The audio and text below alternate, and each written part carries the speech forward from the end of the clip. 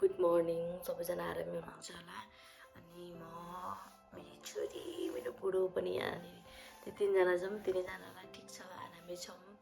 आज चाहिँ छोरीको दोस्रो दिन किरण गार्डनमा सो उसलाई चाहिँ 9 बजे आज पनि हिजोकै टाइममा बोलाएको छ अनि म जानु पर्यो अब उसलाई उठेर लुगासुगा रेडी गर्दा सबै कुरा यताउता मिलाउँदा अनि खानेकुरा बनाउँदा ओर्दा 9 बज्न लाग्छ अनि छोरीलाई उठाउँछु भन्ने सोचिरहेको थिएँ म उठेको लगभग 5 मिनटपछि छोरी पनि उठिहालिन् कि अनि अब सुताउँ भने फेरि अब अलिक लङ टाइम सुत्छिन् अनि सुताउनु मन लागेन तर ऊ यसरी नै हक गरेर बसिरहेकी छिन् अनि मेरो बुढो चाहिँ आज फेरि पनि बिहानै काममा जान लाग्नु भएको छ अहिले जानु भएको छैन चिया बनाउनु भएछ अनि म पनि चिया खाँदैछु अनि आज चाहिँ छोरीलाई पुऱ्याउन म एक्लै नै जाँदैछु पुऱ्याउन ल्याउनको लागि किनकि अब सधैँ त बुढोलाई जाउँ भन्ने कुरा पनि भएन ऊ जानको लागि भ्याउनु पनि हुन्न नि त अब आफ्नो आफ्नो काम पनि हुन्छ सो आजको दिन छोरीको मेरो कस्तो बित्छ थाहा छैन है भिडियो चाहिँ अन्तिमसम्म हेरिदिनु होला अनि आज स्कुल पुऱ्याउँदा खासै भिडियोहरू त गर्नु पाउँदिनँ होला अब हिजो बुढो हुनुहुन्थ्यो बुढोसँग गर्न पाएँ तर आज चाहिँ आफै छोरी बोकेर उसलाई दिनुपर्छ कसरी भिडियो गर्ने हो र हुन त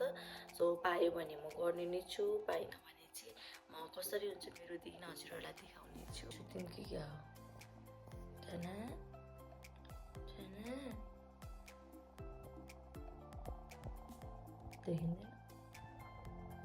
साथीहरू छोरीलाई लिएर निस्किएँ म चाहिँ ढिलो हुन लागिहाल्यो हेर्नु न जहिले छिटो गरौँ भन्यो ढिलो भइहाल्छ आज चाहिँ फर्म पनि बुझाउनु पर्ने छ तल फर्म राखेको छु अनि छोरीलाई लिएर निस्किएँ साथीहरू 47 भएछ अब पुग्छु होला 9 बजे अगाडि त आज चाहिँ अर्को अस्ति गएको बाटो होइन अर्को बाटोबाट जानु पऱ्यो त्यताबाट अलिक सिधा पर्छ सुई पर्छ जस्तो लाग्यो सो अनि हेर्नु न पोल्यान्डको मौसम चाहिँ अब चाहिँ समर लाग्यो स्प्रिङ लाग्यो भनेको फेरि जाडै सुरु भयो कि अनि फेरि जाडो सुरु भयो जाडोमा चाहिँ बच्चालाई त्यही हो फेरि बाक्लो लुगा लगाउनु पर्छ कि अनि बाक्लो लुगा लगाउनलाई मेरी छोरी मान्दिनँ उसलाई बाक्लो लुगा लगाउनु पर्यो नि रोएर कराएर गर्छिन् अनि तल खुट्टातिर त ठिकैको लुगा लगाइदिएको छु माथि चाहिँ ज्याकेट लगाइदिएँ अनि तल चाहिँ मजाले छोपिदिएको छु उसलाई त्यसले गर्दा त्यस्तो नहोला सो अन्तिमसम्म हेर्नु होला है त साथीहरू म चाहिँ स्कुल अलमोस्ट पुगिसकेँ यो उतानेरि यहाँ अगाडिसम्म हो सबैको त बिहान यहाँको बच्चाहरू छिटो उठ्दा रहेछन् कि अनि छिटै हाल्छन् क्या हो हाम्रो चाहिँ ढिलो उठ्छन् साथीहरू मैले चाहिँ छोरीलाई लुगा खोलिदिइसकेँ छोरीको अनि यहाँ राखिदिएँ सो अब उहाँलाई उसलाई लिन आउँछन् अनि लिएर जान्छन् यहाँबाट है त उयसलाई बाबा भनेर हैरान पारी त्यस्तो हुन्छ तिम्रो बाबा हो के साना गयो आज पनि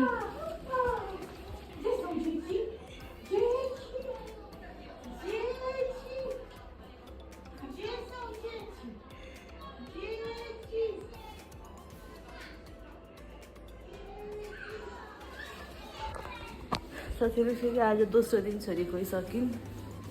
यहाँ छ साथीहरू मैले चाहिँ छोरीलाई राखेर निस्केँ यहाँबाट मैले हिजो अरूलाई नै फर्म बुझाएको थिएँ कि अनि फर्म पाइस् भनेको अनि पाएँ भने आज पनि 11 बजीसम्म नै राख्नुपर्ने रहेछ छोरीलाई 11 बजी लिन आइज भने अनि हिजो चाहिँ जस्ट पानी मात्रै भनेको कारणले गर्दाखेरि चाहिँ खानाको स्केड्युल के छ भनेर सोधेको थिएँ सो त्यसले मलाई देखाइदिए त्यसमा मैले फोटो खिचेर आएँ यो रहेछ भनेर अनि यहाँ पछाडि छोरीको स्कुल अनि यो चाहिँ बिद्रुङका हो कि यहाँबाट चाहिँ हामीले खानेकुराहरू सबै कुराहरू पाउँछ अनि म यहाँ छिर्नु पर्यो आज चाहिँ के खानेकुराहरू भयो भने म लिएर जान्छु है त अनि घर गएर अनि बसेर फेरि छोरीलाई लिन आउनेछु म यही हो बिद्रुङका चाहिँ सो यहाँ चाहिँ बच्चाको लाइनहरू हुन्छ यहाँ दुधदेखि लिएर खानेकुरा डाइपरहरू सबै पाउँछ कि अनि मलाई चाहिँ मेरो छोरीको लागि यो चाहिँ हो राइस पाउडर भन्ने अनि यो चाहिँ अहिले बिहान पनि मैले खुवाएर लिएर आएँ कि छोरीलाई अनि यो चाहिँ इमर्जेन्सीमा टक्क बनायो खुवायो अब कहिलेकाहीँ पकाउन भ्याइँदैन नि त सो यो एउटा लानु पर्यो अनि यहाँनिर यसरी लेखेको हुन्छ कि मन्थ पनि यो 6 भनेको 6 मन्थ हो यो 9 मन्थ प्लसलाई हो सो मेरी छोरीलाई चाहिँ मैले 9 मन्थ प्लसलाई लग्ने गरेको छ किनकि यो 12 मन्थ प्लस चाहिँ हामीले यहाँ देखेनौँ 6 मन्थ छ सो एउटा यो लान्छु अर्को बोभिटा 6 मन्थ 6 मन्थ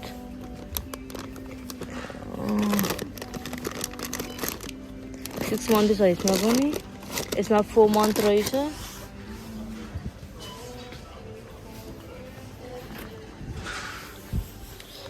यसमा पनि 4 छ यसमा पनि 4 छ त्यसो भए अरू सबै 4 मन्थको रहेछ अनि यहाँ छ डाडा म चाहिँ पहिला प्याम्पर्स चलाउँथेँ तर यो डाडा चाहिँ पैसा पनि सस्तो अनि लगाउन पनि सजिलो हेर्नु न हुन त यहाँ सस्तै रहेछ प्याम्पर्सको 49 पोइन्ट समथिङ मात्रै रहेछ तर यो साइजहरू हुँदैन नि त उसलाई लाउने भनेको 4 5 हो अनि 1 2 अनि यो डाडाको चाहिँ म फेरि अहिले पेन्टवाला लगाउँछु कि उसले सुतेर मात्रै लगाइदिनु पर्छ उसलाई अहिले डाइपर उठेर लगाउन मान्दिनन् सो यहाँ रहेछ 5 नम्बरको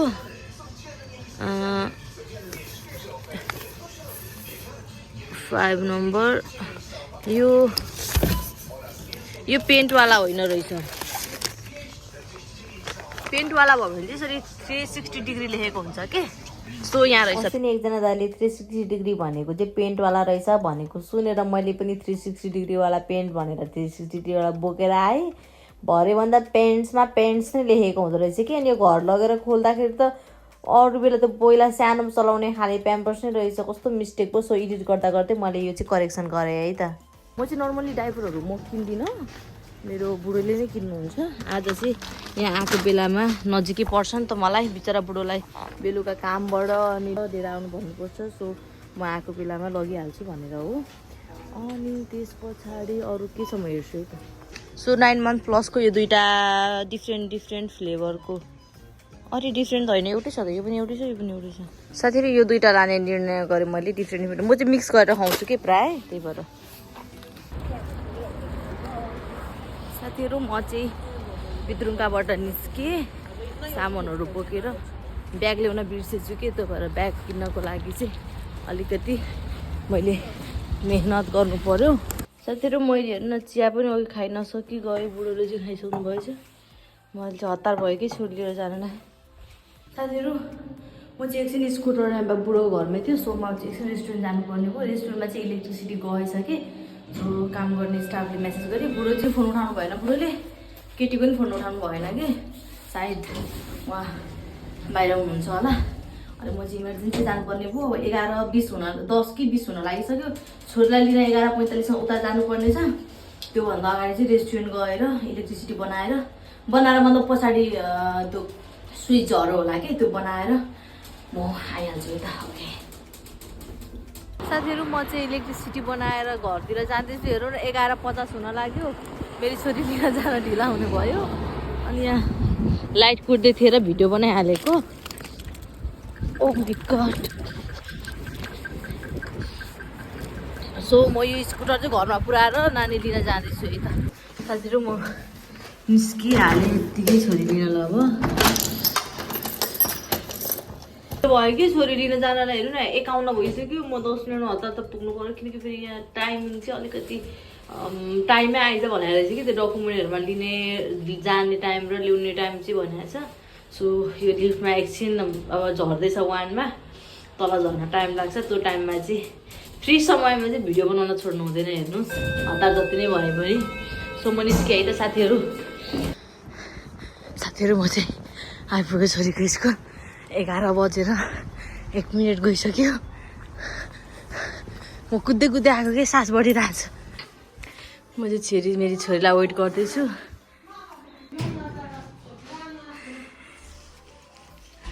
मेरी छोरी आइपुग्यो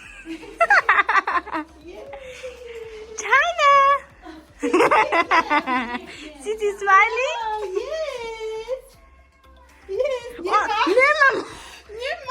Mama no आउने Oh my Mama आउँदैन Mama Mama हेर्नु नमानेको Maybe she's staying here. Yeah, mama. छोरी मम्मीसँगै नआउने भन्छ साथीहरू ममा आऊ Papa sana ayo हेरौ Oh my god हेरौ मेरी छोरीलाई लिएर अब निस्किन्छु ओइ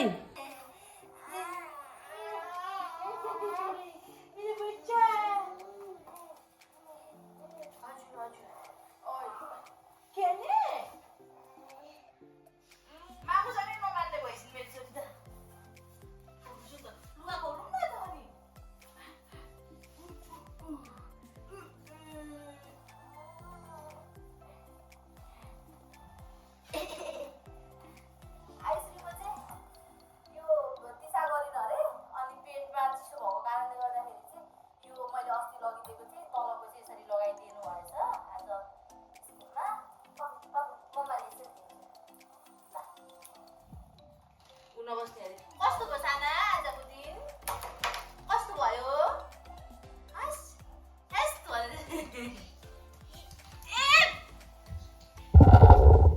यहाँ हेर्नु यहाँ ओर्लिनुको कारण चाहिँ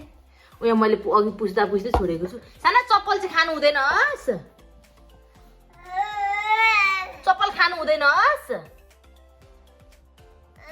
हजुर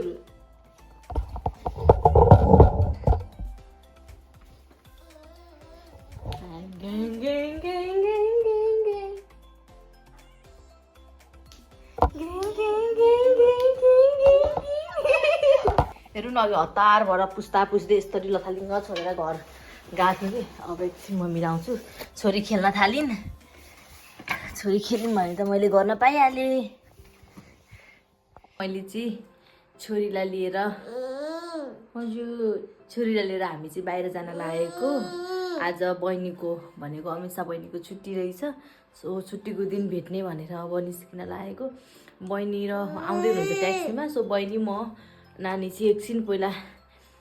केही सामान किन्नको लागि जानु छ भिभो त्यस पछाडि चाहिँ दिदी काइरा छोरीकोमा हामी जान्छौँ अनि दिदी चाहिँ नानी सुतेकी छिन् अरे कि जस्ट निदाकी छिन् अरे उठ्दा 4-5 बज्छ होला भन्दै हुनुहुन्थ्यो सो नानी सुतेको कारणले दिदी चाहिँ जानुहुन्न बहिनी र म चाहिँ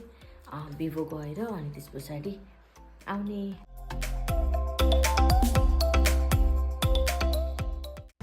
कफी खान लागेको तर यहाँ आउँछ कि आउँदैन थाहा छैन पैसा त टिङ गरेको छ है यहाँ के भन्छ साथीहरू हामीले त्यसमा कफी किनेको थियौँ भरे कफी नै आएन कि अनि फेरि बहिनीले कोइनबाट कफी मगाएर अनि एकछिन नानीलाई त डाइपर चेन्ज गर्ने बेलामा खाएर अनि मात्र हामी चाहिँ त्यहाँबाट चाहिँ दिदीकोतिर निस्क्यौँ साथीहरू हामी चाहिँ छोरीको घर आइपुग्यौँ छाना नमस्ते नमस्ते जीवा गुड गर्ल आयुश्री चाहिँ काइरा दिदीको घर आउनु भएको छ सो दिदीले चाहिँ मिठो नास्ता बनाएर राख्नु भएछ हामीलाई छाना छाना छाना बाबा बाबा दिदालाई माया गर्नुपर्छ हस् जानु भयो दिदा हिँड्दै हिँड्दै खाने ओके ओके ल हामी चाहिँ निस्क्यौँ दिदीको घरबाट ल गएको दिदी बाई बाई छोरो माया गरिदियो